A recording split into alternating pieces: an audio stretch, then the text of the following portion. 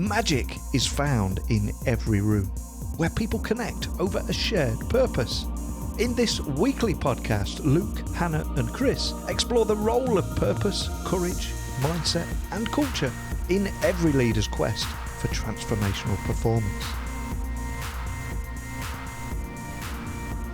Hello and welcome to Magic in the Room. I'm Hannah Broderud. And I'm Chris Province.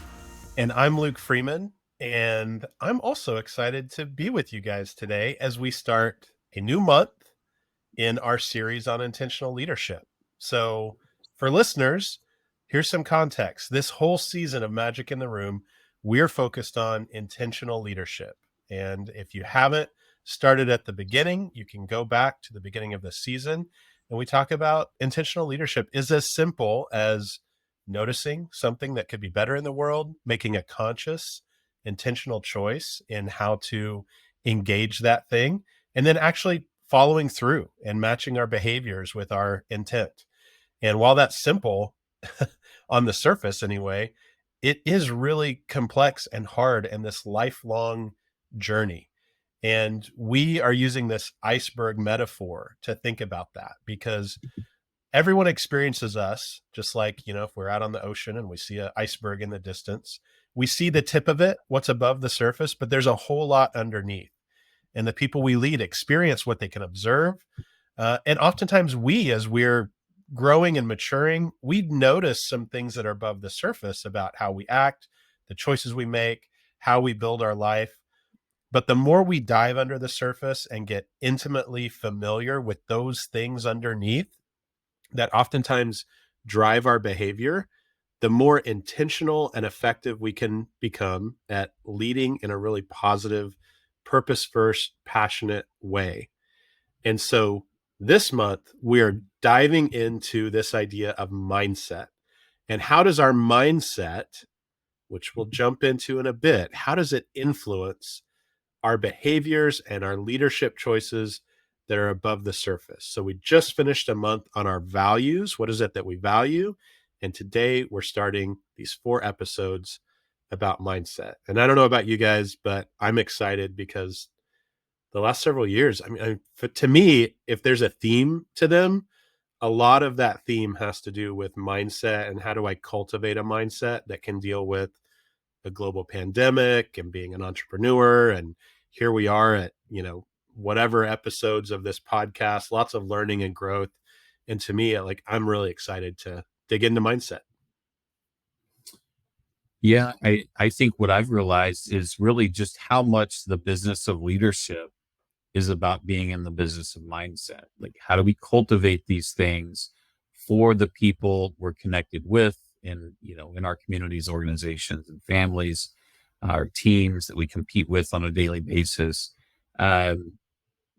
It's everything. And we'll dig into that a little bit later about how mindset helps formulate roles and the purpose we choose to activate and ultimately maybe a little bit of our resilience. But let's, what I'd like to start with is maybe identifying where a lot of the work that we internalize starts around mindset. And when we think about growth versus fixed or inward versus outward, like those orientations, let's kind of give a nod to who really does the research and where a lot of the source code for what we process really begins. So, Hannah, do you want to break down kind of the growth versus fixed and where that work originates? Yeah, so Carol Dweck is who really kind of coined the term growth mindset and did a lot of the initial research. And the research really started, she worked in education and started in observing children and how there were some children that seemed to stick with tasks and keep working through problems and seemed to have more endurance for challenge. And then there were other children who would kind of give up easily. And so she started studying the behavior and kind of codified growth mindset versus fixed mindset and how these two different mindsets influence how we show up, how we behave, what actions we take, how hard we try, how we persevere, right? And yeah, her work has been really influential, and much has been said and written about growth mindset since. We've talked about it here on this podcast in the past as well. But yeah, what I find really powerful about it is, recognizing that we can, like a mindset is only fixed as long as you choose for it to be fixed, right? We can choose to expand our mindset, to shift our mindset, to expand our mindset. But it starts with awareness, which is really the theme here of increasing our self-awareness, of becoming aware of what is our mindset. And also the idea that we can have it's sometimes contextual, right? It's not like you have a growth mindset in all aspects of your life at all times, right? I can find myself having a growth mindset in some areas and then have this realization that I'm being really fixed in other areas, right? Once I have that awareness, I can do something about it. I can make a choice. I can choose different action. Yeah. And there's another way I like to think about it, especially then, there's also a helpful like kids book out there called like Bubblegum Brain.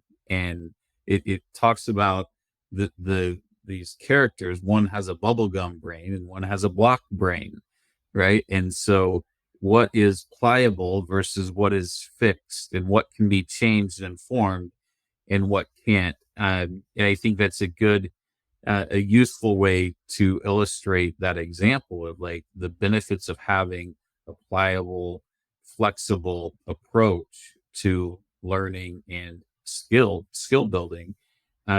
Also, I think in like when we think about the Arthur Brooks and strength to strength, he phrases it in terms of crystallized knowledge versus fluid knowledge. So, when we tend to be more immature in skill building or in a particular skill or in a role, we typically are more fluid in the type of information we're taking in and how we go about building the skill. And once we achieve some level of mastery, we tend to crystallize that knowledge base, thinking like, well, we have the best practice, and we kind of lock that in. And the real threat to that is what is the best practice today is most likely not going to be the best practice 5 years or 10 years from now as things continue to evolve. So the idea is to stay in this fluid intelligence building as long as we possibly can, and listen to as many sources as we possibly can. Saw something great last week, and it said basically like, hey, old people, if you don't listen to young people, you're going to be irrelevant. And guess what? Young people, if you don't listen to old people, you're going to be irrelevant. So it's just this idea of constantly taking in new resource, engaging with new people and new conversations to grow our capacity. And also why I love doing this with you all, right? Like the experience of doing this podcast, I think is an example of that in action. Is that I'm always challenged about what I believe is what I believed 100 episodes ago when we talked about growth mindset. Is that still true today? I get to revisit that, and it's helpful and it adds to my well-being. So thank you for that. So that's a little bit about growth versus fix. Luke, kind of give us some story around inward versus outward and kind of where that research base is formed and what does that mean? Yeah, so we first ran across inward versus outward mindset, reading some work by the Arbinger Institute. And so in 2017, they put out some work really outlining inward versus outward. And inward versus outward is less about our developmental mindset. So fix versus growth is about developmental, like, am I growing? Is a new me emerging, developing? inward versus outward is more about our perspective on life. How do we see the world? And do we generally see it as a place where there are resources that exist to meet my needs? Or do we generally see the world where there are resources out there that exist to meet the needs of a community? So let me just read a couple statements from the Arbinger Institute. If we are coming or seeing the world with an inward mindset, we focus only on our own personal goals and objectives without consideration of our impact on others. So we're thinking about, where do I want to go and what do I need to get there? And then they say, if we approach the world with an outward mindset, we see others as people like ourselves whose goals, objectives, needs, and challenges matter to us. So on some level, we internalize and say the goals and objectives of a community or of others are also my goals and objectives. That there's a bit of an empathy flavor to outward mindset, but I think it's more than empathy. I think there's action implied here, that as we say, here's my day, here's the resources I have access to, here's the time that I'm going to, and the focus that I have to go out there and have agency in the world. What is the outcome that we're shooting for? Is it generally to meet our own personal, individualized goals and objectives, or is it wider in its context? Yeah. I think what helps me when I think about inward versus outward, it's ultimately about who am I resourcing, or what is the approach to resourcing? Am I primarily focused on using my agency, the mastery that I've built through growing my skills? Am I giving that away willfully to help others be resourced? Or am I leveraging those skills and that mastery to gain resource for myself? And I think a lot of times, like, it's framed as an or, but I think in application it turns into an and. So if I have a growth mindset and I acquire new skills and I know that what is possible is not constrained, like the power of positive potential, if I believe in that, but I gain these skills only to then help other people achieve, I'm actually serving myself through serving them. And it's that is a perspective, and that's what we call the igniter mindset. If we grow our skills and use those skills only to help and resource others, then that spillover to ourselves is multiplied. Like, we can achieve more through that than we can trying to create resource on our own for ourselves. At least that has been my experience. How have you all experienced that? Well, Chris, I want to ask a question back to you, because I've heard you tell the story a couple times about your transformation from inward to outward mindset. And, you're someone that strikes me as you've probably had a growth mindset for a while, but then made a transition to how does me learning and growing impact others, rather than focusing on how it impacts me and I get what I need. So I think people would benefit from hearing a little bit of testimony from you on that. Yeah, I think we are conditioned to think, especially in business, I think we're conditioned to say, you go to school, you go to college, you get a job, you get promoted, you get more resources as you get promoted. Like, huge constraining underlying assumption as we enter the workforce. And so as I do the things like build great product, it performs in the market. Well, how come I'm not being promoted? Like I am a product manager. The product is performing well. Where am I going? And it's that cruel joke of, you can do the things, but the skills required to lead are different than the skills required to build good products. And like, what a cruel joke. So after like not going anywhere, I'm like, man, I've been like in middle management for 10 years, because I was promoted probably way too early, in a startup sort of industry. And then I was a slow on the take up, saying, oh, okay, it's not about me, right? Because I I tried to carry my flag and say, look how great the things I built are. Then I'm like, well, that's not working. So I put down the flag and just buried my head down and did the technical work. That didn't work. It's like, so I've carried my flag, I've put down the flag. Screw it, I'll start carrying everybody else's flag. Like nothing else has worked. And like the minute I did that, everything changed. It's when I started focusing on this one question: how can I help? Like that one question changed my professional trajectory, because it becomes about being a person looked at by others that's there to help, someone that can be counted on, someone that's responsible. And as I lift them up, especially when you're thinking 2 or 3 levels down in the organization from maybe where I was, when I'm lifting those people up, I don't have to do anything. Like I lift them up and there's so much light on them that I catch the spillover. And the more people I can lift up, the more spillover I catch. And it seems a bit counterintuitive, right? We think that we have to do these great things in order to be great, and we don't. We just have to help other people achieve exactly what they're trying to achieve. And it's really a bunch of little lifts. It's not about big lifts. It's like fielding a routine ground ball. Like I don't have to make the diving plays.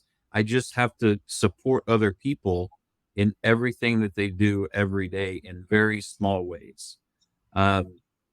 So yeah, so maybe I lucked into it a little bit. Maybe there was an element of um, there was an element of luck, certainly, but ultimately it's about returning to the person I know myself to be. Like that didn't feel right. This transactional approach of go to college, get a job, do well, get promoted, get a bigger house, drive a different car. Like that's the condition, huge underlying assumption that's going to create conflict against how the world really works. And when you see the people that succeed in that transactional model, you have to have a certain approach. And that approach does not fit who I am, that stuff that's under the iceberg. So I was always going to fail trying to execute that model because my personality, I didn't have the personality to do it, right? Because you have to know how to position organizationally. Your political savvy has to be really strong early.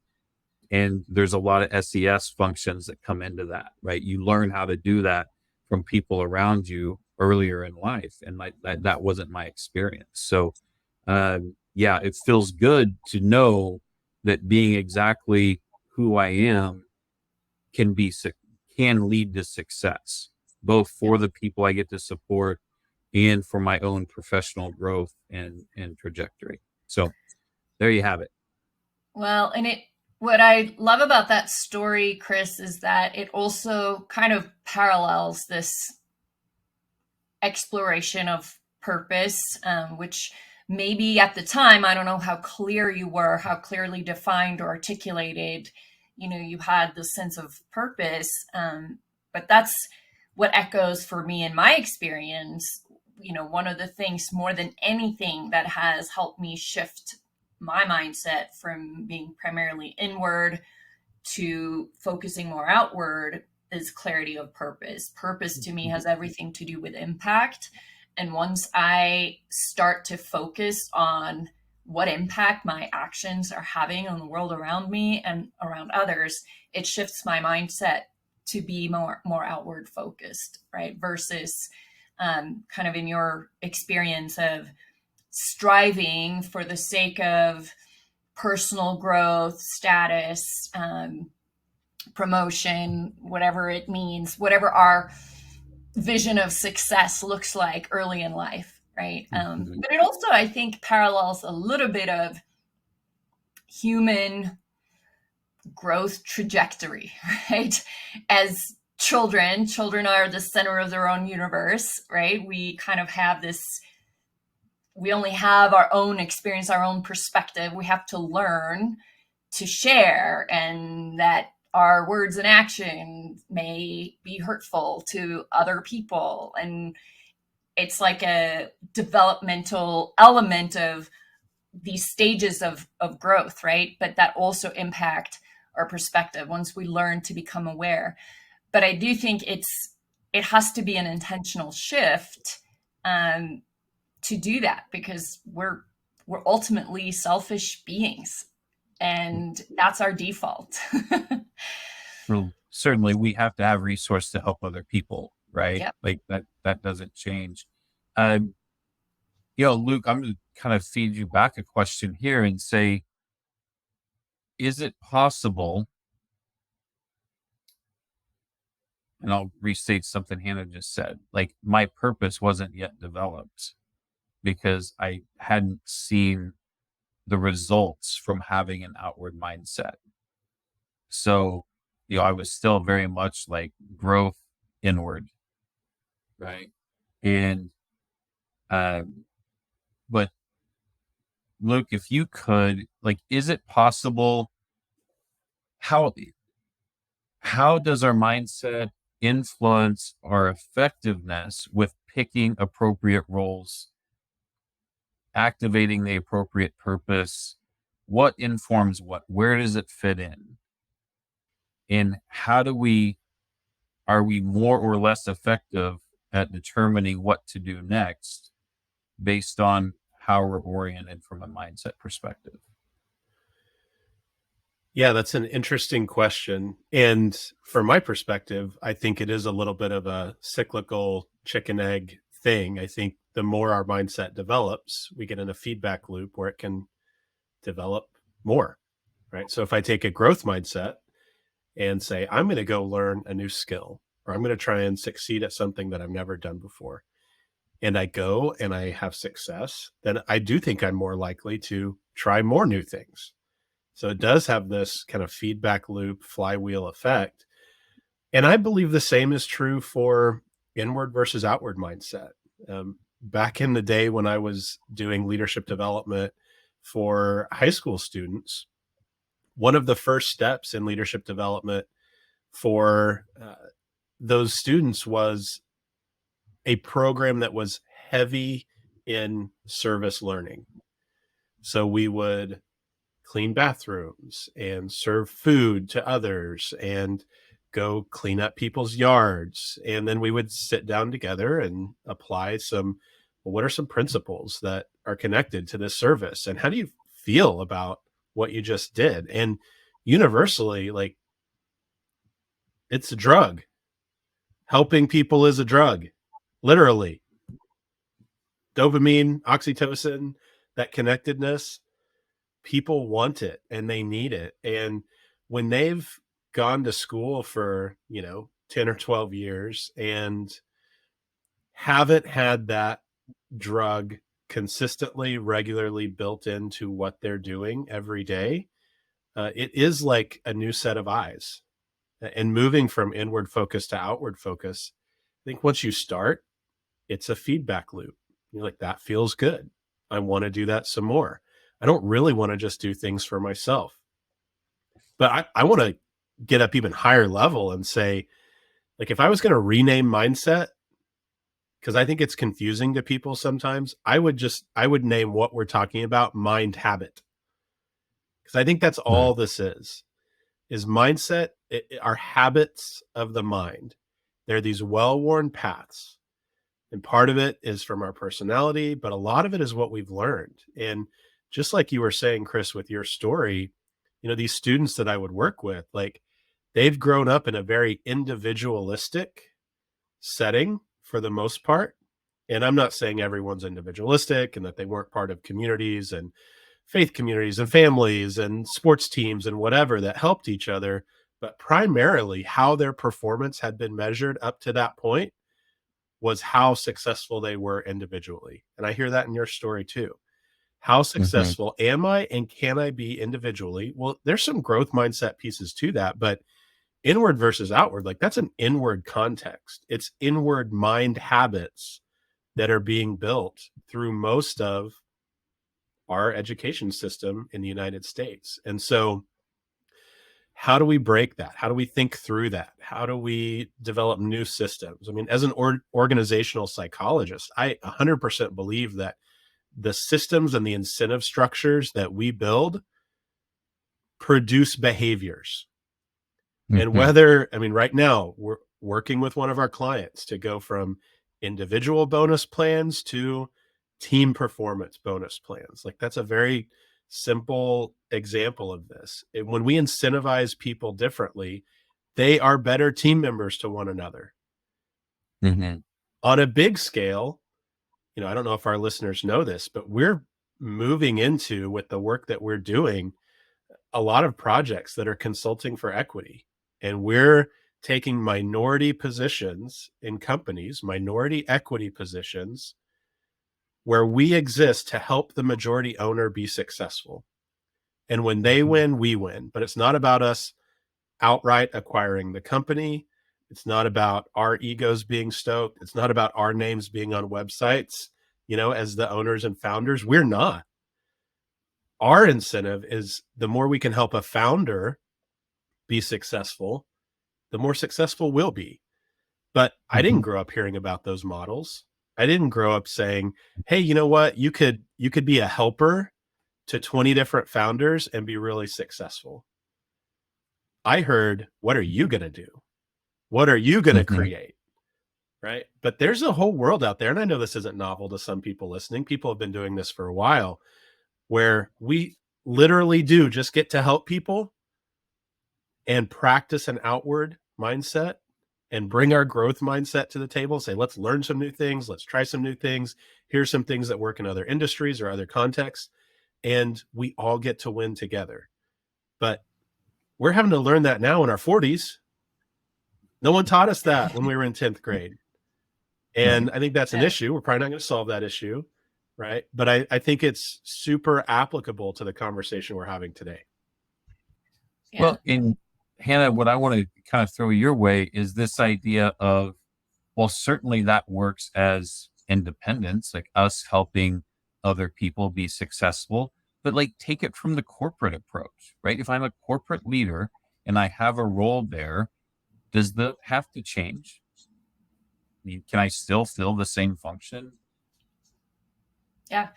So if we look at it from an anthropological lens, you know, we've talked about there's this book, Humankind, right, that goes through the history of humankind, but with a focus of kindness and collaboration and support as those universal values that have actually helped humankind succeed.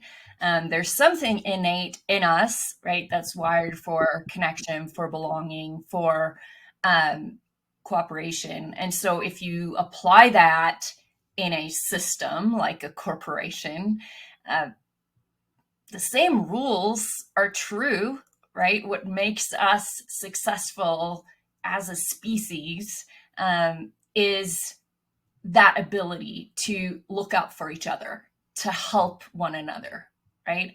And so it's not always what's taught in corporate.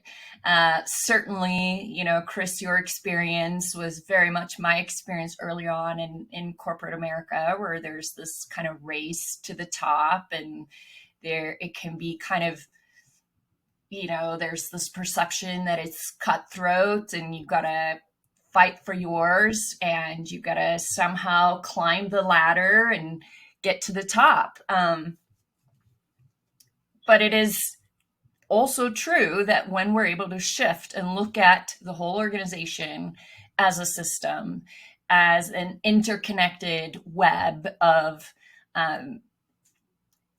values, ideas, potential for creativity and innovation, the more connections we can form and the more we can help feed energy into those connections by by investing in the people around us, the more successful the organization can be, right? And I've seen that in the corporate world, as well as in, startup communities, as well as in any kind of community where humans form this kind of collective idea of we succeed together versus dog eat dog world. Yeah. And I think we see this continue to play out, that whole dog eat dog and that underlying assumption. I'll share a story with you just from, because it's fresh on my mind, just happened Wednesday night. So we're at dinner, and was there, we're traveling. So we were with one of our client partners, and we were at dinner, and just sat at the bar because it was easy and the place was packed. And there was 4 or 5 interactions during the course of dinner where kind of like the floor lead came over to the bartender that was relatively new and was just mean, right? And this idea of exacting standards for operations, was openly interacting with one of her fellow team members in a way that was very unkind and was uncomfortable to watch, right? It was, well, those are 2 different drinks. Why are you making it in a metal shaker? You're going to make too much. I know you've got experience, but you've never done it here. Like, that was one interaction. Then it was, the kitchen stopped serving food and you've got paperwork to do. So why don't you get started on that right now? And then there was just 2 or 3 other interactions that were more operational in context. And like, I felt bad for this, for the bartender. So there was 3 of us at dinner, and it was a nice place, and the tab wasn't light, and I tipped an amount that was equal to the tab, right? Well, he's excited, right? And he goes over and he shows this lady, I don't know why, right? Bad decision on his part. And she's like, do you know how rude that is to show somebody a tip when we don't share them? Like, you never show somebody a tip that you're not willing to share. And I'm just like, I can't not say something at this point, right? And all I could think about was what might be going on in that person's life for her to show up that way, and what her underlying assumptions must be about business. And I said, what is her name? And he told me her name. And I said, ma'am, can I talk to you for a minute? And she came over, and I said, I don't know that you realize how much power you have over the quality of somebody else's life. Like, you have so much potential here to create goodness and create great relationships, that when this person goes home, their life is better because of the relationship they share with you. And it's just an insane amount of power for any person to know that they can affect the quality of somebody else's life through that spillover. And I said, by the same token, when that relationship's not healthy, like, the opposite happens. Like, he's going to walk away from here having negative feelings and having, like, not the best rest of the day. So she said, she first started with, well, I shouldn't have done that in front of you, or I should have taken him off the floor. I'm like, no, like, we're missing the point, right? That is not the tone of any conversation between 2 team members that are trying to do meaningful work.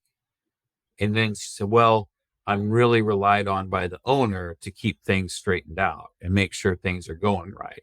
And I said, I know that might be what you assume to be true, but understand that doesn't matter. No standard matters more than the relationship you have with your team members. And if you have this relationship, you can create standards together. If you just try to transact with that tone and create that kind of relationship, it's never going to work.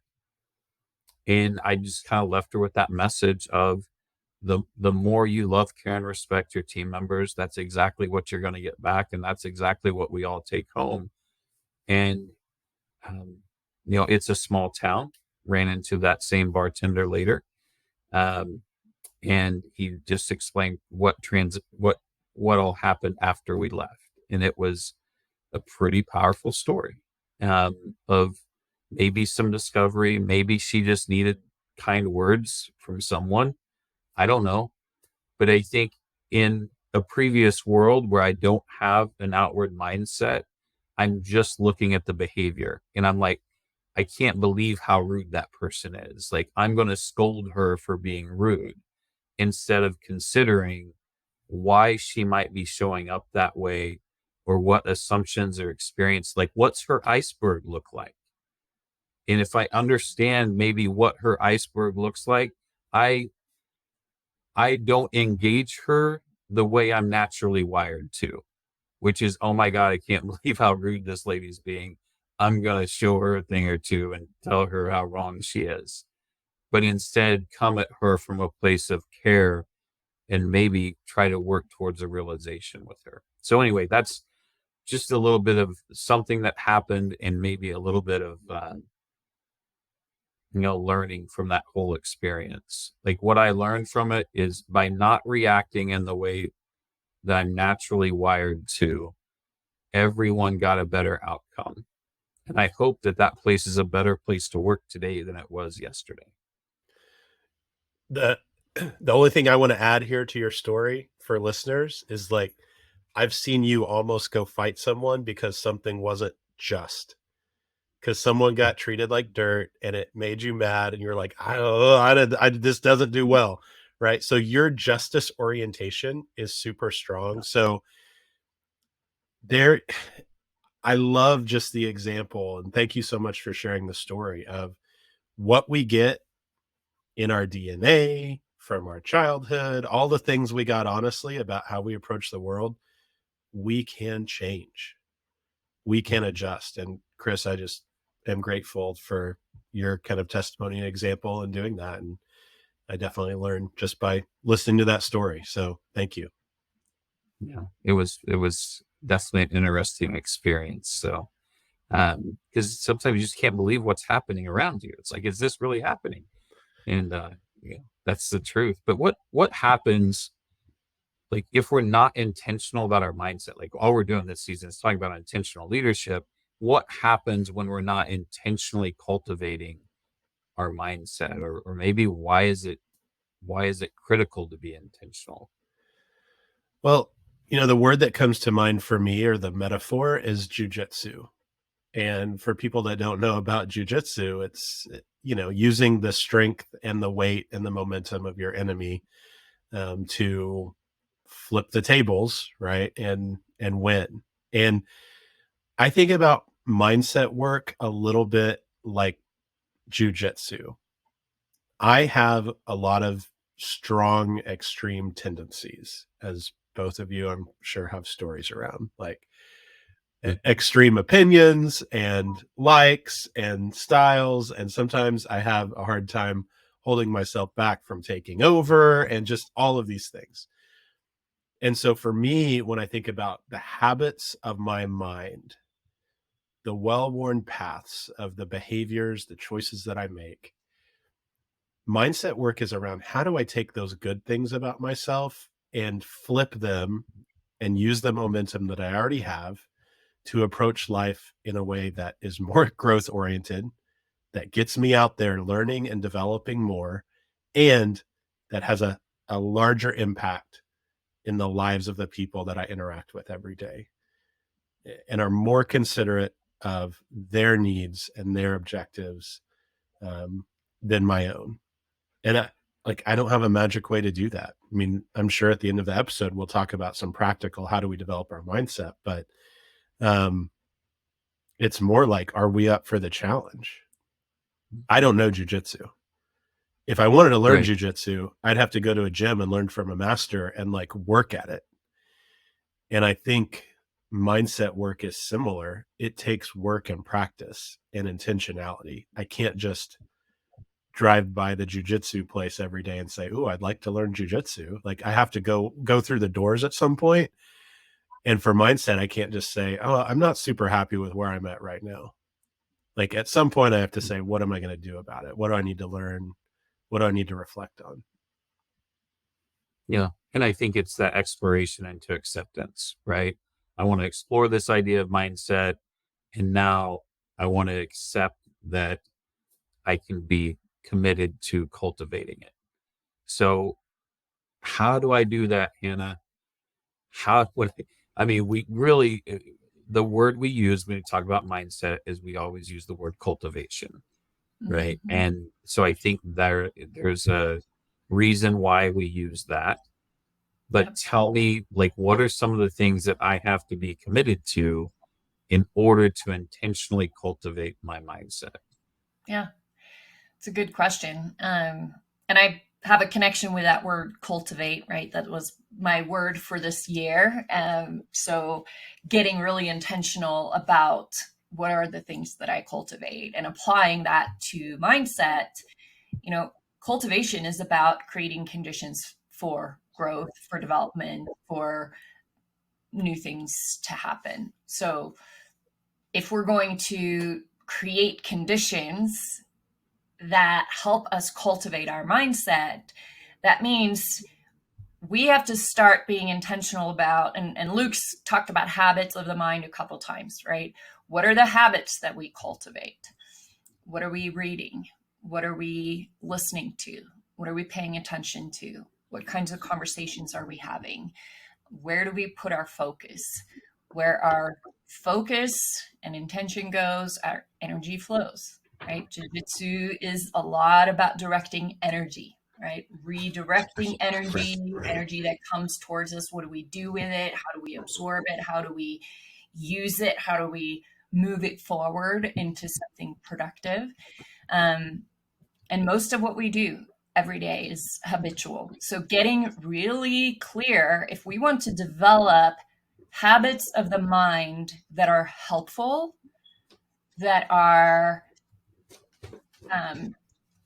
going to help us advance our purpose, that are going to help us grow, expand our outward orientation, it starts by developing habits every day, right? That literal things that we do every day, how we spend our time, how we spend our energy, where we put our focus.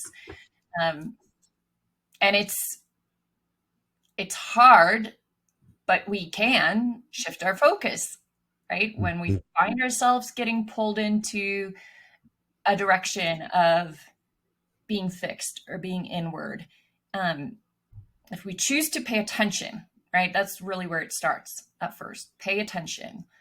Start becoming aware. Where am I right now? Am I being focused outward? Am I being focused inward? Am I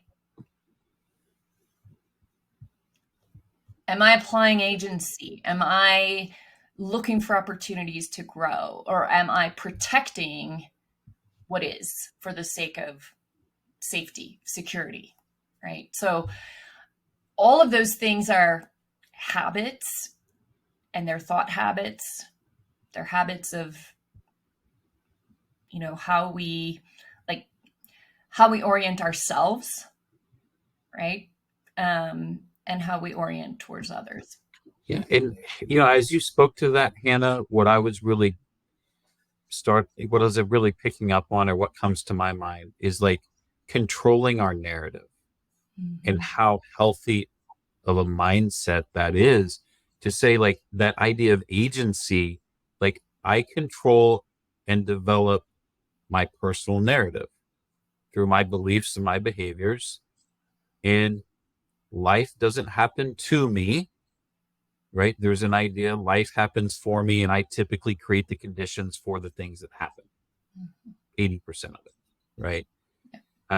But I always choose that response. So if I'm aware of where these natural tendencies come from, where my mind habits were originally formed, and I realize that those are not helpful, right? Those things are typically the things that say, I want to be right. Yeah. And when I give myself space, those are the things that really allow I want to be effective to emerge. And I can be right or I can be effective, but sometimes not both.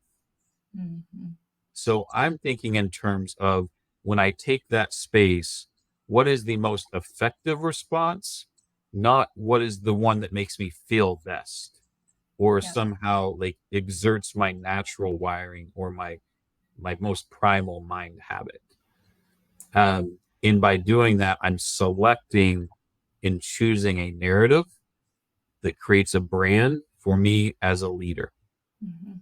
So I just wanted to kind of speak to that idea of how we create our story, how we control our narrative through that awareness and taking time to make an effective response. What I'd like to do for you, Luke, is around outward mindset. And, as I think back to any time I've started exploring a role and I've sucked at something that I was trying to get better at, someone has like loved me across this span of sucking and helped me be better at the thing. Right. So it's this, someone has stepped outside of themselves to help me move. I can think about Dr. Steinheider, Bob Schooley, you, Hannah, you, Luke, even like people I met last year, stepping outside of themselves to help me grow. And that feeling, that connectedness that we get, we want to give that to others. And anytime as a leader, we are driving someone from a stage of incompetence into a phase of competence, that outward mindset and the ability to love, care, and respect other people without condition, doesn't that improve our effectiveness? So thinking about those four kind of phases of competence, Luke, kind of what comes top of mind, how does inward or outward mindset play in your world? I think a lot of this is, do I feel responsibility or some level of accountability for the outcomes that other people experience? And, this is a little bit of a yin yang thing, because on the one hand, I don't think it is healthy to feel responsible for other people's experience and outcomes, in some ways, right? Everyone only has responsibility ultimately for themselves, for their own agency, for the choices that they make. But there is this paradox in life, in that we have influence over everyone that our life intersects with. Now, can I feel responsible for the choices others make? No, but do I have influence that is very powerful, like that story you told about the bartender? Absolutely. I have a lot of influence. And so, am I taking that influence seriously? I think the more seriously I take that influence that I have, the more I practice an outward mindset. Mm-hmm. And do I have to? Like, no one has to do anything. And for folks listening, like, you don't have to care for other people. No one's going to make you. It's your choice. But I will say, for me, I want to, when I am intersecting with other people, I want to leave them more equipped for positive, good things than how I met them. Mm-hmm. And again, awareness creates agency. So if that's top of mind for me when I go into an interaction, like, that's the habit, right? If it's top of mind for me going into an interaction, I'm much more likely to approach that interaction with an outward mindset, considering what are the goals and objectives that they have before I'm thinking about my own goals and objectives. If I don't practice that habit of reflecting on, I have massive influence here, and I don't consider my influence, I'm much more likely to go into it with an inward mindset, which is my default. We'll talk here on a future episode about some different archetypes here, with high growth versus fixed mindset, or high outward versus inward mindset. My default is inward. And Mm-hmm. unless I practice it intentionally, if I'm tired, if I'm distracted, I probably am going to show up as inward. So, yeah, for me, it's about Yeah, thinking about my influence and what do I want to do with that yeah. influence. And we like when we run our assessments, right? When we do our Igniter assessments and we look inward, outward, fixed growth, we are wired inward, and because we are built to survive. Okay. So understand, like, effective leadership should feel like working against how we're wired. We're built as individuals with the intention to survive. That is in our DNA. That is primal. But being an effective leader is about contribution to things larger than ourselves. And what we forget to do, we don't ask someone stepping into a leadership role to raise their hand and say, I hereby willfully and solemnly swear to be responsible for the well-being of other people, so help me God. Okay. Like, because we don't do that pledge, a lot of times we don't understand that's what we're being called upon to do. Mm-hmm. Like, the minute we accept that leadership role, we have willfully raised our hand and said, I'm going to be responsible for others. But where do we get trained on the mindset? Like, you're giving me the responsibility, but I'm still coming into this with the underlying assumptions that, that I'm doing for me. So, cruel joke, like we talked about earlier. So thinking, Hannah, like, how does this all tie back to purpose? Like, how do I leverage mindset to activate purpose, or maybe further define it, cultivate it? How do these things fit together? Yeah, there's a few threads that have been kind of going through my mind through this conversation. One of them is part of leadership is giving up control in order to gain influence. The sooner we recognize that we can't control outcomes, we can't control other people, we can't control our circumstances, but we can influence outcome. We can influence others. We can influence the experience that they have. And we can influence ourselves and our mindset by the choices that we make, where we choose to put our focus. So once we recognize that leadership has a lot to do with influence, becoming aware of the impact, that I want to have, and then being intentional about, B, my actions, we can shape the narrative. We can shape our own sense of agency in the world as leaders. We can shape the intention with which we approach any task. And the way that ties to purpose for me is about, once I'm clear on what is the ultimate good I want to be able to produce in the world, and I start to align my actions and behaviors towards that, I choose to cultivate my mindset to be focused outward, to be focused on impact. I choose to cultivate my mindset for growth and to instill growth in others and help others embrace growth mindset. Once I become clear on those things, I can be much more effective in my work as a leader. And just little personal testimony, once I became clear on, my purpose is to bring out the best in other people and to look for light and invite greatness, it really helped shape my mindset. It has been the strongest factor in cultivating my outward mindset.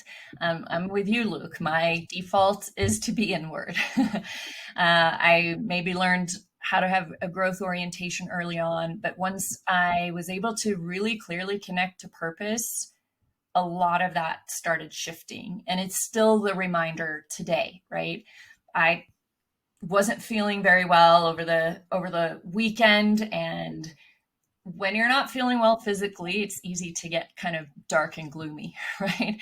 And I had to kind of do a little reset and remind myself of purpose, of outward orientation of impact, remind myself that I have agency, right? And I was able to shift my focus and the energy changed. And I think that's an invitation for all of us to do that kind of reflection on a regular basis. Yeah, exactly. I like it. Uh, yeah, reflecting on what's feeding what and kind of living in that loop, I think is helpful. Well, awesome conversation today. I think it's been fantastic just to get to explore the idea of mindset. Any kind of closing thoughts as we wrap up today's episode? Yeah, I'll just go to this is work. I mean, like I said, with driving past the jujitsu studio, I'm not going to learn it if I don't go through the door. And I just want to remind people that we do have a guide that you can download for free at magicintheroom.com this month. It's all around mindset. And it is a way to, one, you can see visually fixed versus growth mindset, outward versus inward mindset, have that explainer. I know it's a new concept to some folks, but also have some questions to reflect on. And this month, I'm going to work through it as well. And I'm really looking forward to the conversations we're going to have about it. To me, when we talk about intentional leadership, a lot of it is cultivating ourself, our own presence, how we show up to people, what the highest possible good we're trying to enact in the world is. And like mindset is just so tied and weaved together in all of that, that to me, this feels like one of the core months in our series. So really looking forward to it. And it's just this ongoing challenge, right? There's no arriving. There's only becoming. Right. Amen. Hannah? Yeah, I think it's been a great conversation and just a good reminder for me. I appreciate the two of you being part of my life and helping to shape my mindset. I've learned so much from both of you over the years and continue to learn and expand because of you. And so, again, another reminder of how, as humans, we're better when we're connected, when we are in fellowship, when we have community. And so thank you for being part of my community. It's awesome. Thank you so much. And thank you for the opportunity to share and be connected that way. I think there's all these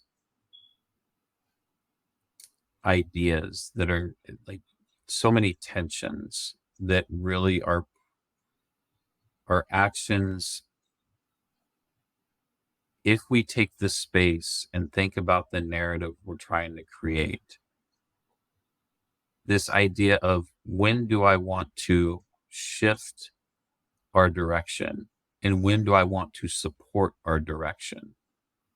I will have an initial response to something you might say or belief you might have.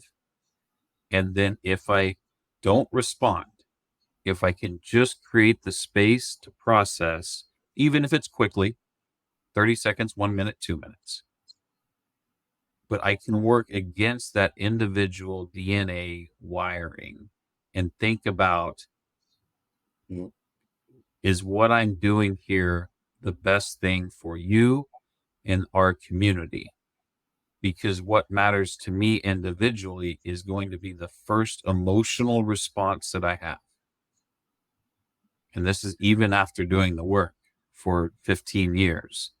The very first response is snap, and it's informed from everywhere I've been and the DNA and the trauma and all those other things. But I have to say, okay, I'm going to consider you and I'm going to consider us. Then I will respond in a way that is aligned with the purpose that I carry or have an obligation to. And maybe that helps me operate with more confidence, you know. Maybe it's kind of like the story that I shared about the server. It's like there's a world where I could have made a choice to just care for that bartender and encourage that person. to process what was happening. Like, I didn't have to try to set the scale, balance the scales, but knowing that that was an option and sitting there and thinking, well, do I support this person who's being subjected to it and experiencing it through this event? Or do I address this person in an effort to maybe help the broader situation and satisfy the scales, right? Because, like, personally, I want to set the scales straight. I want to reconcile how things are balanced. But all these tensions we play with every day, and it's never like, life is never not hard. Right? I've been doing it 47 years. It's always been hard. And if I ask you guys, has it ever not been hard? I'm guessing the answer is no, because it's life. Like, life is hard. It's always going to be hard.